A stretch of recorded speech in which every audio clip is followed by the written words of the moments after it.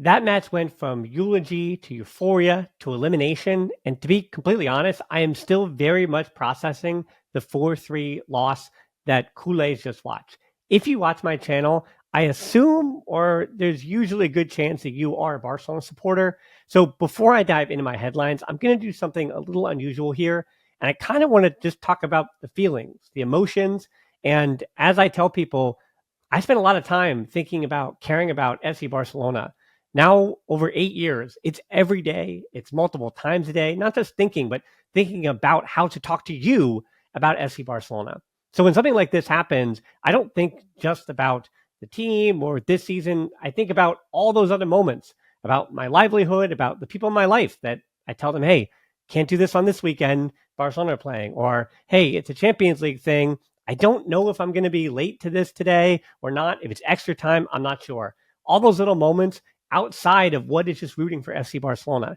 So in processing this kind of game, I feel first and foremost proud of the team for the football they played and the fact that I will dig my heels in, even though they are not going to be the team hoisting the Champions League trophy. From start to finish in the Champions League, Liverpool were better in the group stage, but Barcelona were the better team. They were the best team, actually, in the Champions League this season. And the fact that Barca was this close to a treble, we still don't know about La Liga, but this close to the Champions League final, and then who knows what happens there, but truly, they were 3 minutes today away from coming away with a victory.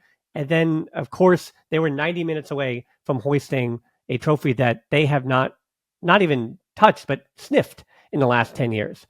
I don't take that for granted.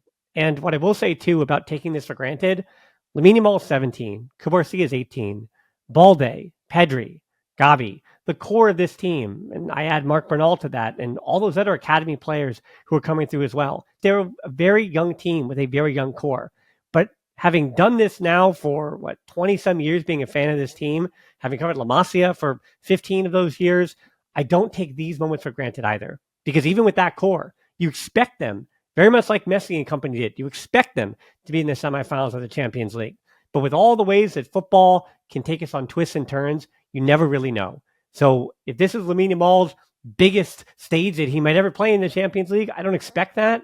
But if it was, boy, did he show out.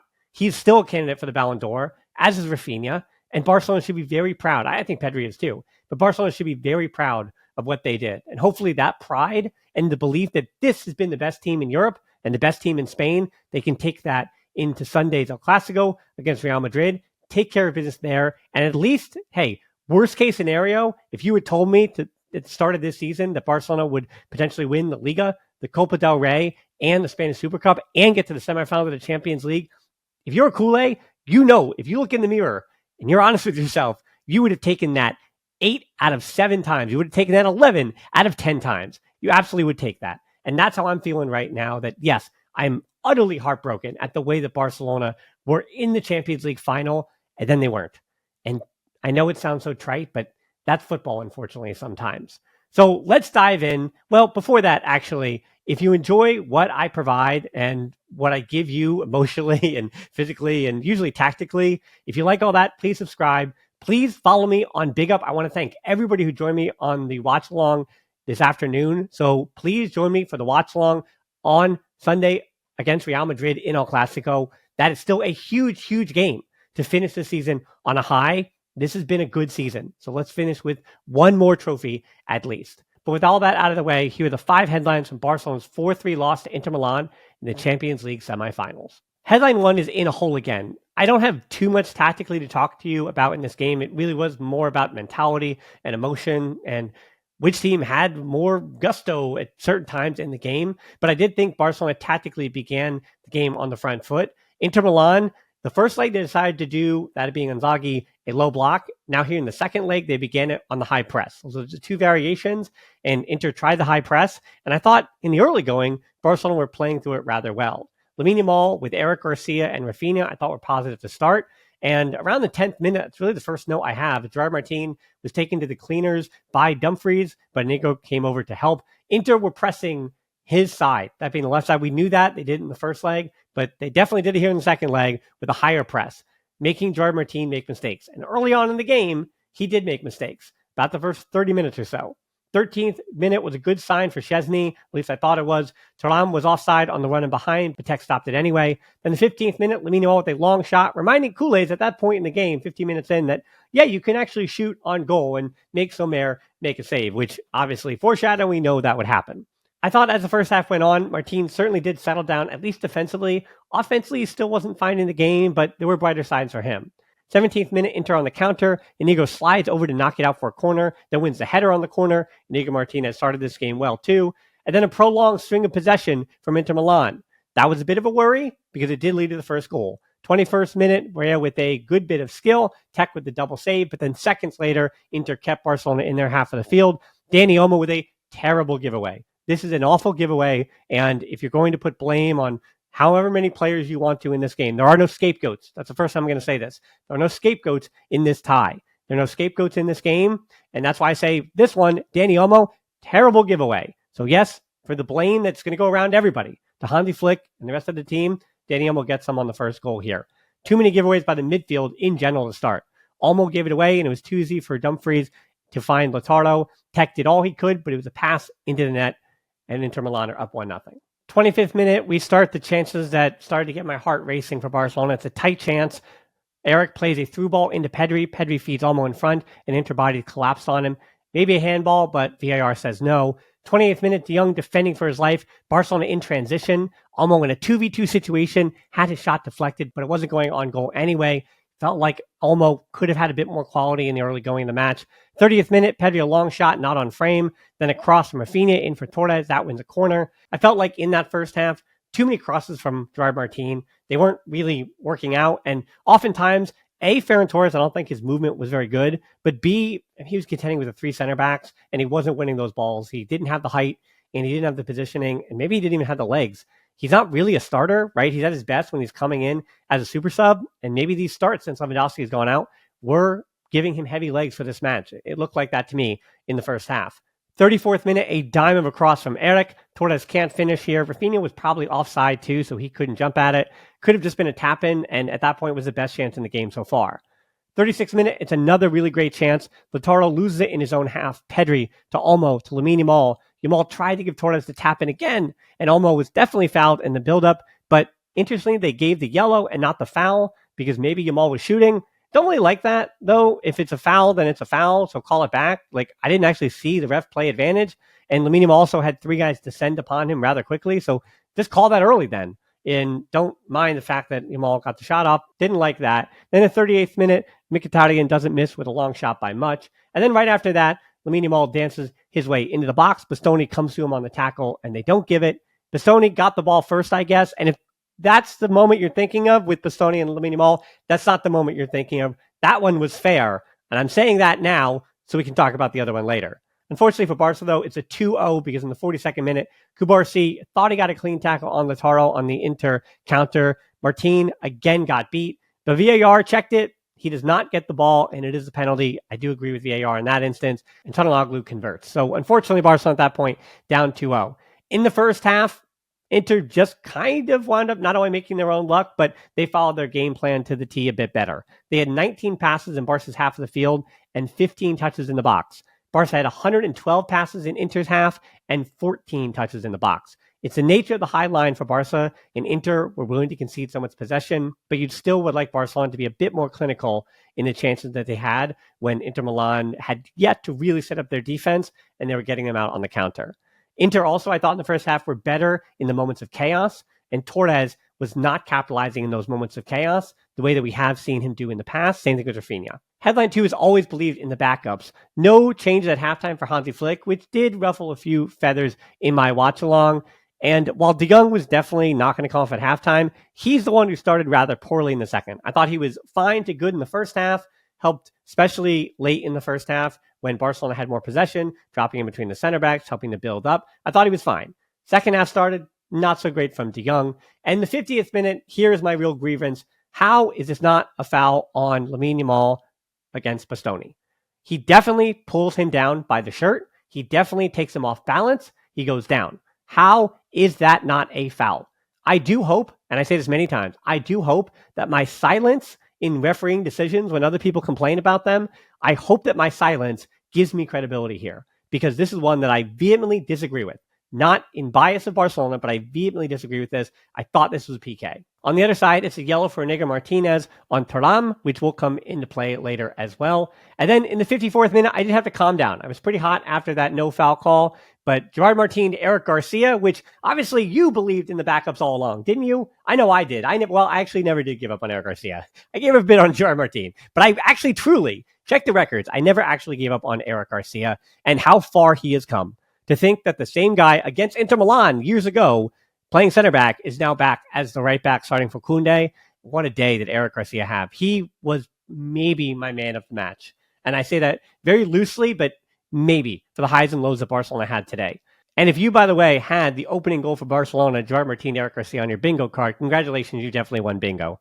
Barcelona had some possession before that. Pedri was lurking around the top of the box. First cross was blocked by Martin. He puts in another one right to the foot of Eric, who one times it into the net. Beautiful finish from the striker. The right back. The center back, Eric Garcia, whatever it is. 56th minute, it's another chance for Barca. They're in transition with Gerard Martin, Pedri, and Eric Garcia off the corner. Yeah, 3 unlikely suspects, but it was also built by Lamine Yamal. Eric's shot is saved by Sommer. That, I know he has more saves later, but that was the save of the season in the Champions League. Oh, man, he read it the whole way, and Eric hits it at him going back across the goal. If Eric hits it anywhere else, Barcelona are already equal to 2-2 at that point. And how did Bastoni not get a yellow on another foul on Lamine Yamal right after? I'm going to be a broken record on that. But the 60th minute again calmed me down the Bastoni stuff, because here's the 2-2 from the free kick that came from the foul on Bastoni on Lamine Yamal. So it wasn't a yellow, but it was a foul.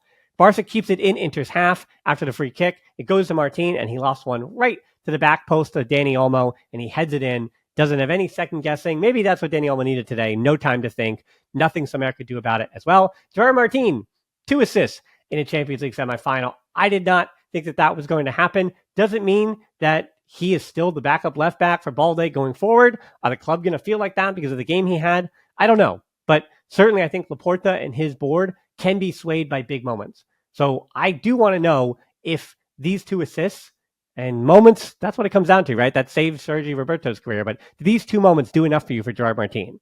Headline 3 then is Raphinnnhhhaaaa. Well, Raphinnnhhhaaaa, because that's what I was screaming on the watch along. But before we get to what should have been the winner, let's just set the scene a little bit more in the second half. The 65th minute, Olmo takes it away from Inter Milan, and Raphinha and Olmo are off to the races. Torres falls down as the ball is passed to him. No luck for Torres, and I felt very little luck for Barcelona, for a team that scored 3 goals. I didn't feel like they had much luck in this game.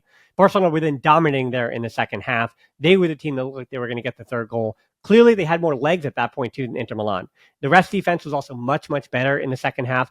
All I think it took for Olmo to maybe fight defensively, he was much better in the second half after he scored the goal. 68th minute, a PK for Barcelona. At least that's what it looked like. Lamine Yamal finally, I thought, earned it. Inter give it away. Yamal runs onto it, and Mkhitaryan gets all of him. Clearly, it was a foul, but was it outside the box? VAR checks it. It's a free kick just outside the box. The free kick leads to a Yamal shot that hit De Jong and got deflected. Luck, as I just said, not going Barcelona's way on the day. Leads to interchanges, Darmian and Taremi, and Lautaro's day is done. 76th minute.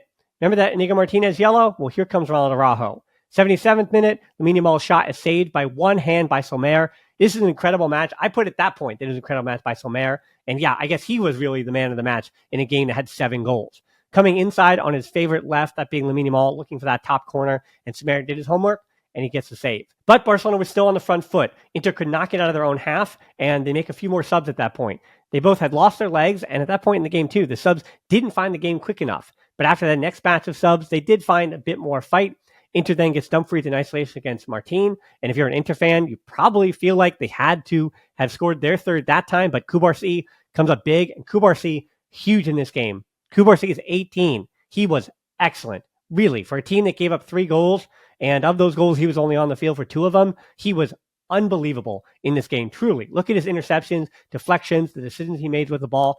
Cubarsí, really impressive in a game that, again, is going to hurt for a long time. 82nd minute, Olmo off for Fermin Lopez, which people felt like should have happened earlier. And Barca's high line plus tech with some good timing in the second half, while I feel like Barcelona had more legs than Inter. And those legs did come into effect in the 87th minute. The 3-2 through Raphinha. Barca take it away in Inter's half again. Pedri steps in, gets it back, and it's a beautiful diagonal through ball to Raphinha. Sommer stopped the first one. Gosh, Sommer was tough. But Raphinnnhhhaaaa with his lesser right foot finishes in the corner. And with how magical and clutch and special Raphinnnhhhaaaa has been in the Champions League this season, you and me and all Culers and neutrals and anybody watching this match, we thought that was it. But unfortunately, headline 4 is a nightmare for Araujo and Culers everywhere. Yeah, unfortunately, you know how this one plays out. We're in stoppage time now. Barcelona probably should have just gone to the corner flag. They probably should have done what Johan Cruyff probably wouldn't have wanted them to do, what Pep Guardiola probably wouldn't want them to do, what Culers the world over don't want their team to do, but they probably should have just done what Real Madrid do so well, so often. They should have gone to the corner flag. They should have made a meal out of it. But no, 90th minute, Lewandowski on for Torres. 93rd minute, Lamine Yamal off on an Inter throw-in. Doesn't go to the corner flag. Instead, off that throw-in, in transition, he hits the post. Could have been the winner, but he hits the post. 93rd minute, so that being the same minute, just seconds later, the other way, it should have been a foul in the build-up. I was upset about the 50th minute Bastoni thing, and same thing here. This is a foul on Dumfries in the build-up on Gerard Martin. VAR seemed to think that it was just fine, but Inter go the length of the field here, and Dumfries does trip Martin when he gets the ball back. And Acerbi, here's a mistake from Araujo, gets inside the Uruguayan at the near post and flicks it past Tech. There still was things to do for Inter Milan there, but I think this is a foul. Shouldn't have counted, but it did. And we moved to extra time. Well, before that, actually, in the 90+6, Lamine Yamal against Carlos, and he shoots it into Sommer, and that was Barcelona's last chance of regulation. 97th minute, a Firmino through ball, but Pedri had to stay on side. 98th minute, Hector Fort comes on, and Eric out with a knock. I mean, Hector Fort wasn't really trusted all season long. This might be one of the only instances where I say, yeah, I mean, Hansi Flick, that's why you got to make sure you can look down your whole bench and trust everybody. Because if you don't trust certain players on your bench, they might be needed in big, big moments. And this obviously the biggest moment of Hector Fort's career. And for an 18-year-old, just like I said over the weekend, yeah, maybe some criticisms of his game, but no criticisms of the player and who he is going to be. He's 18 years old, and this was way too big of a moment for him. He goes for glory in the 104th minute with a shot that was always rising as the sky completely opened up. But before that had happened, the 98th minute, here it is, the 4-3 by David Fratesi. Thuram against Araujo and Martin gets to the end line. It's another mistake. Martin had no legs at that point. No fight left, no legs. Gerard Martin, if there was any other left back to trust, would have come into this game, and Araujo just wasn't good enough. Taremi held it up against Cubarsí and then found the late man in Fratesi coming in, who just passed it into the back of the net. That was it. Even the second overtime, as the rain kept pouring down, I mean, Culers might feel like God was crying, but I don't know. This was frustrating. 107th minute, Lamine Yamal gets to the end line when Pau Victor and Gabi had come in for Pedri and Cubarsí. It barely goes over the head of Pau Victor, and Lewandowski gets it wrong. It hits the top of his head. There was the equalizer. Because 114th minute, maybe this was the equalizer. Sommer denies Lamine on the counter. One-handed glove save again. 116th minute, Sommer again denies Lamine Yamal. Double-handed punch this time. In the 120th minute, this is it. De Vrij gets there before Araujo. It's a foul, and that's it. Inter Milan are moving on. Headline 5 is basically the open monologue, but we come back to it. These are my final thoughts on the Champions League, and a reminder that Barcelona need to regroup because it is Real Madrid on Sunday morning. I think, yes, this is Tuesday extra time to Sunday morning. The end of the season here, Barcelona should have just enough legs. You'd hope that Lewandowski is more fit to start, and that Balde is also going to be potentially fit to feature in this game. So hopefully there are more reinforcements even coming for El Clasico, and Barcelona, the Liga trophy is on the line still. That is a trophy that is hard to win. So if Barcelona win the Liga with the team that they had this season, that is overwhelmingly a success. The season as a whole is still very much a success, but I think the Liga is going to be important to really how we judge this season. I know people are going to say Barcelona losing this match was unacceptable, but I think Inter Milan fans would have said the exact same thing. But Barcelona were the better team. They're the best team from start to finish in the Champions League. And yeah, this is heartbreaking. I totally get it. I am proud of this team. I don't take this for granted. And I think the big picture that I'm going to talk about going forward from this Champions League campaign and match is that this team proved this season, more than anything else, that A, they could play football that wins. And I know we could be worried about a high line and talk about whatever, but like this brand of football can win the Champions League. Barcelona proved that this season. And then part 2 of that is that this team also showed you that they're close, much closer than I think we all expected with the FFP thing. I'm not looking forward to the first weeks of the summer transfer window when we have to talk about FFP and, oh, this payment didn't come or whatever. Barcelona made a lot of money by getting the semifinals of the Champions League. So hopefully that money not only gets them constantly back to the 1-to-1, but also allows them to say, hey, this is where the academy isn't ready yet in this position, and this is where we can upgrade. And finally being able to talk about transfers and a team that feels like this is what they need, not just, hey, Barcelona need good players at every position, to say, hey, this is a team that is so close to the very end, to that finish line of the Champions League, and they just need 1, 2, 3 players away. That feels good. And I'm excited to talk about that. And I'm excited to talk to you on Sunday for El Clasico, for the watch along. So I do appreciate everybody being with me all season long for the Champions League campaign, but there is still work left to be done, especially not only for the men, but also for the women in the Champions League final for them against Arsenal coming up in a few weeks. So please join me for all of that. We are not done yet this season. Do not tune out. This season really, truly was a success. And to help me with my success, please help me on Patreon, subscribe to the YouTube channel, all that good stuff. And as always, until next time, and I really, truly mean it, you're Kool-Aids for a reason. If you're still with me, you like Barcelona. I don't think you like any other teams. So as always, until next time, Forza Barca.